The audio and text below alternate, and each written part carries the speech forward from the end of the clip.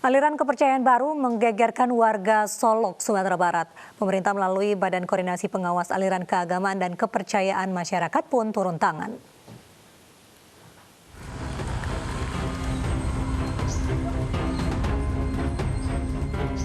Diduga aliran sesat, satu kelompok masyarakat di Nagari Sumani, Kecamatan Kalikoto, Singkarak, Sumatera Barat ini kini masuk dalam pengawasan Badan Koordinasi Pengawas Aliran Keagamaan dan Kepercayaan Masyarakat setempat. Salah satunya adalah pasangan suami istri Zainul dan Luciana ini. Keduanya meyakini ajaran agama yang mereka sebut Ibrahim Tauhid dan bukan merupakan ajaran Islam. Mereka mendapat ajaran tersebut dari yang disebut sebagai guru dan tinggal di Kota Padang. Kita mengambil dari Padang. Guru besarnya di Padang? Iya, Bapak Usman namanya. Bapak Usman. Tempatnya masuk ke rumah Masjid M. Nur.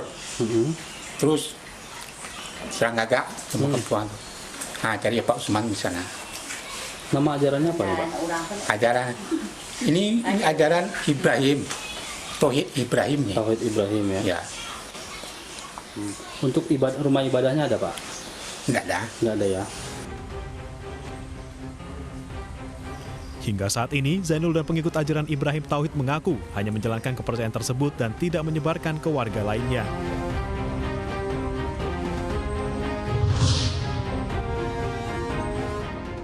Terkait fenomena ini, Badan Koordinasi Pengawas Aliran Keagamaan dan Kepercayaan Masyarakat atau Bakor Pakem Solok telah membentuk tim khusus. Jika nantinya ajaran tersebut meresahkan dan mengganggu ketertiban masyarakat, maka ajaran tersebut akan dihentikan. Kita sudah merumuskan tindakan di sana. Kita upayakan dulu kemarin untuk melakukan upaya preventif. Artinya kita akan lakukan pembinaan dulu kepada kelompok pengajian tersebut supaya mereka kembali ke jalan yang sesuai dengan syariat gitu loh. Nah, makanya kita gandeng MUI lah yang kemarin nanti melakukan dialog dengan mereka. Karena kan pasti akan terjadi perdebatan di sana. Karena berbicara mengenai keyakinan kan, namanya orang yakin itu kan dia yakin benar gitu loh. Maka harus beradu dalil di sana. Yang punya dalil itu, yang kuat itu adalah ahli kita. Nah itu nanti hasilnya, rekomendasinya seperti apa itu kita tunggu. Kalau memang mereka nanti mengikuti anjuran kita untuk menghentikan kegiatannya, untuk membubarkan organisasinya, itu selesai permasalahan kan. Gangguan ketertiban yang meresahkan masyarakat itu sudah tidak terjadi lagi. Tapi kalau mereka masih membandel juga melaksanakan itu, terus masyarakat terganggu, jelas kita akan melakukan tindakan persuasi. Ketertiban dan keamanan dalam masyarakat menjadi pertimbangan utama Bakor Pakem dalam bertindak. Prinsip kehati-hatian menjadi landasan Bakor Pakem dalam mengambil kebijakan. Tim Liputan iNews melaporkan. Terkait dengan aliran kepercayaan baru yang menggegerkan warga Solok, Sumatera Barat, kami hadirkan cuplikan dialog dengan Kepala Seksi Intelijen Kejaksaan Negeri Solok, Ulfan Yustian Arif, dan Wakil Sekjen Bidang Fatma MUI, Solahuddin Al-Ayyub. Saya menyampaikan informasi atau keterangan atas nama Kepala Kejaksaan Negeri Solok terkait dengan adanya pengikut paham aliran yang sampai dengan saat ini sudah menyebut atau dikenal dengan paham Tauhid Ibrahim. Yang pertama mungkin perlu kami sampaikan informasi sejauh ini pengikut atau masyarakat yang mengikuti paham atau aliran tersebut sudah menghentikan kegiatan atau aktivitas keagamaan yang mereka yakini. Itu poin yang pertama. Kemudian terkait dengan tugas Bakor Pakem sendiri, awal mulanya permasalahan ini menjadi bahasan dalam tim Bakor Pakem Kejari Solok, yaitu pada sekitar medio bulan April yang lalu. Kita mendapatkan informasi mengenai adanya masyarakat yang menganut paham yang diduga sesat atau menyimpang dari ajaran agama Islam. Kemudian tidak beberapa lama, sekitar pertengahan bulan April yang lalu, tim Bakor Pakem Kejaksaan Negeri Solok yang terdiri dari unsur kepolisian, unsur TNI, unsur Badan Intelijen Daerah, Kesbang Pol Kabupaten, kemudian juga MUI dan FKUB telah melakukan rapat koordinasi untuk membahas masalah temuan tersebut. Yang simpulannya menyatakan bahwasanya untuk tahap selanjutnya MUI akan mencoba melakukan dialog dan melakukan pembinaan terhadap masyarakat penganut aliran kepercayaan tersebut yang sampai dengan saat ini jumlah mereka hanya terbatas dalam kalangan keluarga, tidak lebih dari belasan orang. Dan mereka tidak menyebarkan secara langsung ajaran atau paham mereka ke masyarakat secara luas. Sampai saat ini MUI Pusat belum mendapatkan informasi lebih detail terkait dengan aliran ini. Biasanya memang kita di Majelis Ulama Indonesia akan berkoordinasi dengan berbagai pihak, terutama adalah jajaran MUI di tingkat provinsi dan kabupaten kota. Karena lokusnya itu biasanya adalah di daerah-daerah di mana pusat dari ajaran tersebut berasal. Ada tata cara di internal Majelis Ulama Indonesia untuk menetapkan sebuah aliran itu dianggap sesat atau tidak. Jadi pertama harus diketahui secara lebih pasti terkait dengan informasi ajaran-ajaran dari aliran tersebut, ya. Ini juga harus berasal dari data primer, tidak boleh data sekunder saja. Yang kemudian ketika kita sudah mendapatkan data tersebut harus Pemirsa, Putri Pedangdut Arafik Laila Fadia Elfous kembali meramaikan Pilkada Pekalongan Jawa Tengah 2020. Laila diusung PDI Perjuangan dan Partai Golkar.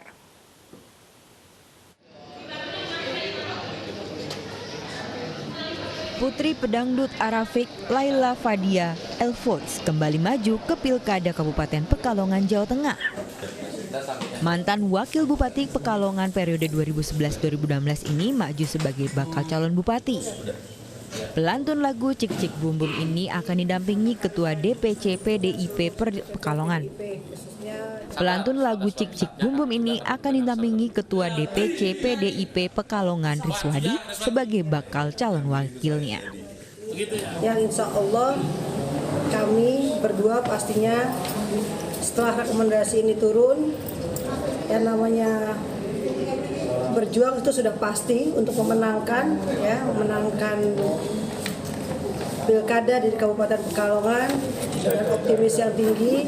Semoga masyarakat Kabupaten Pekalongan bisa menerima kami dengan baik dan juga bisa memenangkan kami dengan mudah. Amin.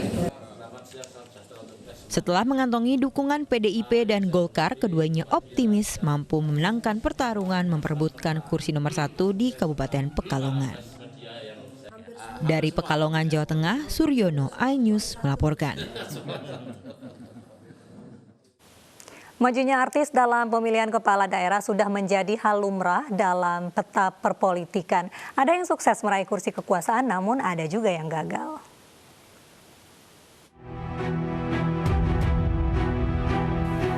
Hengky Kurniawan merupakan satu dari banyak selebritis yang naik panggung politik. Perjuangan Hengky menuju kursi kekuasaan tidak mudah. Artis sinetron ini beberapa kali masuk bursa pemilihan kepala daerah, diantaranya di Kabupaten Blitar, Kediri, dan Bekasi, namun gagal. Akhirnya pada Pilkada Serentak 2018, Hengky Kurniawan memenangkan kursi Wakil Bupati Bandung Barat. Maju bersama AA Umbara Sutisna, pasangan ini didukung koalisi 5 partai. Hengky Kurniawan lahir di Blitar 21 Oktober 1982. Hijrah dari kampung halaman ke Jakarta tak terpikir bekerja di dunia hiburan. Saat itu, sarjana ilmu politik ini ingin berkarir di bidang yang sama dengan jurusan kuliahnya. Selain Hengky Kurniawan, Sigit Purnomo Syamsuddin alias Pasha Ungu juga memenangkan kursi Wali Kota Palu, Sulawesi Tengah. Pasha maju mendampingi Kepala Badan Kepegawaian Daerah Sulawesi Tengah, Hidayat. Perolehan suara Hidayat dan Pasha Ungu jauh meninggalkan 3 pasangan lain.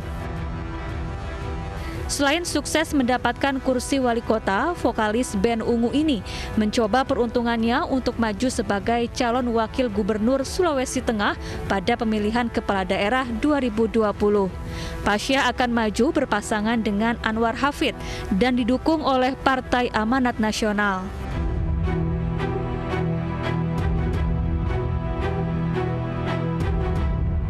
Zumi Zola menjadi artis yang terbilang sukses dalam Pilkada 2015.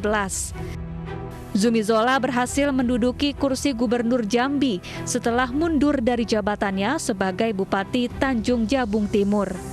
Berpasangan dengan Fahrori Umar, mereka mampu mengungguli pasangan Hasan Basri Agus dan Edi Purwanto. Meski kini Zumi Zola harus mendekam di penjara karena terlibat suap RAPBD dan gratifikasi, namun ibu tiri Zumi Zola, Ratu Munawaroh, akan maju pada Pilkada 2020 sebagai calon wakil gubernur Jambi. Tim Liputan iNews melaporkan. Pemirsa, Pilkada serentak 2020 diramaikan sejumlah kerabat politikus ternama, mulai dari Putri Ma'ruf Amin, Siti Nur Azizah, keponakan Prabowo Subianto, Rahayu Saraswati, hingga putra Ratu Tatu Hasanah. Mereka bersiap untuk bertarung dalam Pilkada Tangerang Selatan.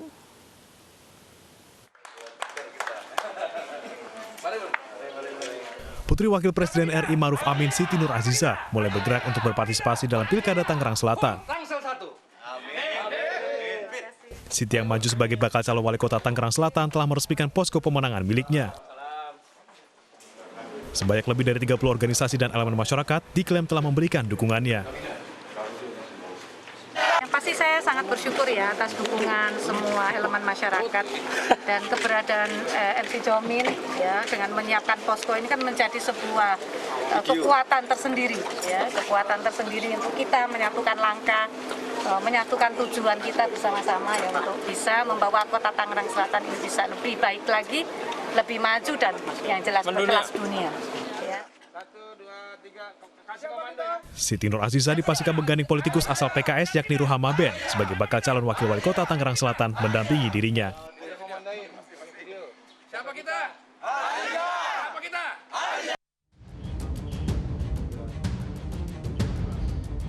Keponakan Prabowo Subianto, Rahayu Saraswati Joyo Hadikusumo resmi diusung Partai Gerindra sebagai bakal calon wakil wali kota Tangerang Selatan. Putri Hashim Joyo Hadikusumo mendampingi Muhammad Ali yang kini menjabat sebagai Sekretaris Daerah Tangerang Selatan. Rekomendasi Muhammad Rahayu diumumkan langsung oleh Ketua Umum Partai Gerindra Prabowo Subianto di kediamannya di Kebayoran Baru, Jakarta Selatan, Senin pekan lalu.